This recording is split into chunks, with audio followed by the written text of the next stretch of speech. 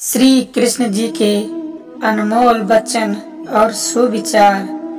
लोग कहते हैं अपनों के आगे झुक जाना चाहिए, किंतु सच बात तो यह है जो अपने होते हैं वह कभी झुकने नहीं देते। हद से ज्यादा सीधा साधा होना भी ठीक नहीं, क्योंकि जंगल में सबसे पहले सीधे पेड़ों को ही काटा जाता है। मुझे क्या परवाह जमाना क्या कहता है, मुझे तो ये पता है कि कान्हा मुझे अपना कहता है। आत्मा का अंतिम लक्ष्य परमात्मा में मिल जाना होता है, और जिसे तुम अपना समझकर मग्न हो रहे हो, बस यही प्रश्नता तुम्हारे दुखों का कारण है। छू गया जब कभी ख्याल कृष्ण का, दिल में मेरा धड़कता रहा। कल कृष्ण का जिक्र छिड़ गया घर में, और घर देर तक महकता रहा। संसार के संयोग में जो सुख प्रतीत होता है, उसमें दुख भी मिला रहता है, परंतु संसार के वियोग से सुख दुख से अखंड आनंद प्राप्त होता है। व्यक्ति या जीव का कर्म ही उसके भाग्य का निर्णय करता है। परिवर्तन संसार का नियम है। कल जो किसी और का था, आज वो तुम्हारा है, कल वो किसी और का होगा। भूत और भविष्य में नहीं, जीवन तो इस पल में है, अर्थात वर्तमान का अनुभव ही जीवन है। आत्मा को शस्त्र नहीं काट सकता, अग्नि नहीं जला सकती, जल नहीं बुझा सकता, वायु नहीं सुखा सकती। आप जीवन से कुछ नहीं सीखते हैं। यदि आपको लगता है कि आप हर समय सही हैं, चिंता हो सदा इन मन में तेरा, चरणों में तेरे मेरा ध्यान रहे। चाहे दुख में रहूं चाहे सुख में रहूं, होठों पे सदा तेरा नाम रहे। जीवन में इतना संघर्ष कर लेना चाहिए कि अपने बच्चों का आत्मविश्वास बढ़ाने के लिए दूसरों का उदाहरण ना देना पड़े। मुझे जानने का केवल एक ही तरीका है। मेरी भक्ति मुझे बुद्धि द्वारा कोई न जान सकता है, ना समझ सकता है। दिव्यता केवल शक्तिशाली होने में नहीं, बल्कि वास्तविकता दिव्यता दूसरों में शक्ति जागृत करने में है। वह जो मृत्यु के समय मुझे स्मरण करते हुए अपना शरीर त्यागता है, वह मेरे धाम को प्राप्त होता है। इसमें कोई संशय नहीं है।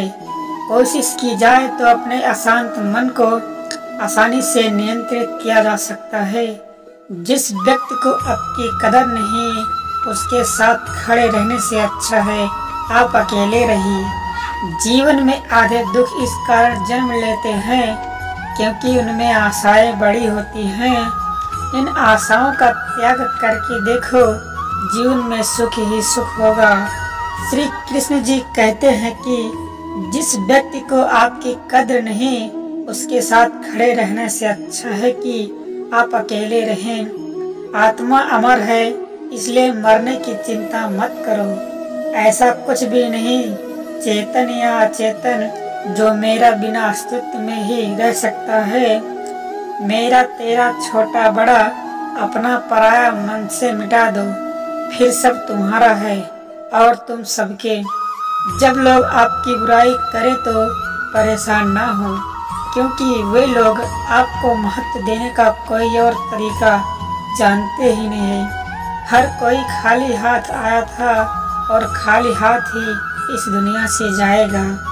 सभी को सुख देने की क्षमता भले ही हमारे हाथ में हो, किंतु किसी को दुख न पहुंचाने, ये तो हमारे हाथ में ही है। आत्मा पुराने शरीर को वैसे ही छोड़ देती है जैसे मनुष्य पुराने कपड़े को उतार कर नए कपड़े धारण करते हैं। मैं धरती की मधुर सुगंध हूँ, मैं अग्नि की उष्मा हूँ, और सभी जीवित प्राणियों का जीवन और सन्यासियों का आत्म संयम भी मैं ही हूँ। जानने की शक्ति झूठ को सच से पृथक करने वाली जो विवेक बुद्धि है, उसी का नाम ज्ञान है।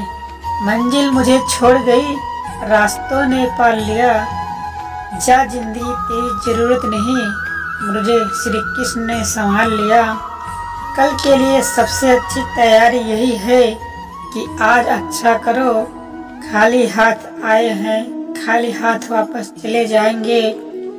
आज तुम्हारा है, कल किसी और का था, परसों किसी और का होगा।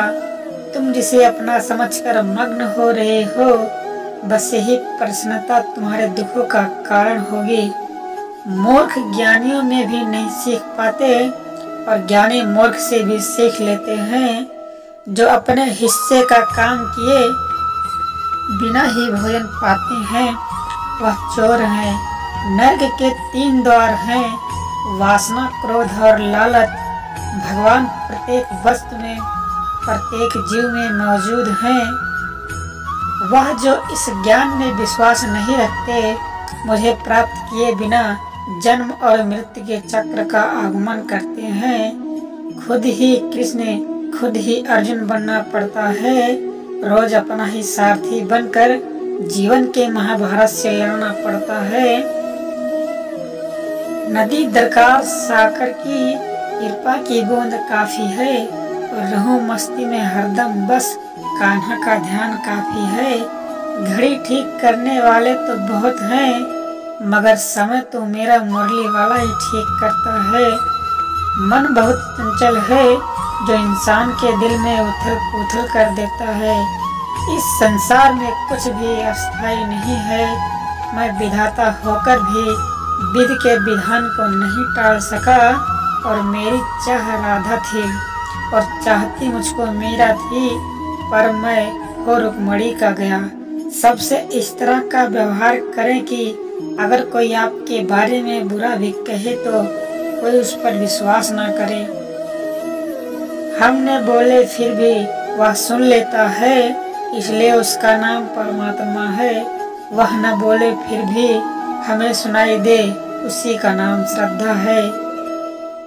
संबंध उसी आत्मा से जुड़ता है, जिनका हमसे पिछले जन्मों का कोई रिश्ता होता है, वरना दुनिया के इस भीड़ में कौन किसका होता है।